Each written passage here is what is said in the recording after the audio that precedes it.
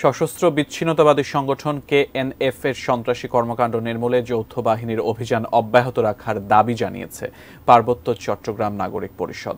সকালে খাগড়াছড়ি শহরের একটি রেস্তোরাঁয় অনুষ্ঠিত সংবাদ সম্মেলনে এ দাবি জানায় সংগঠনটি।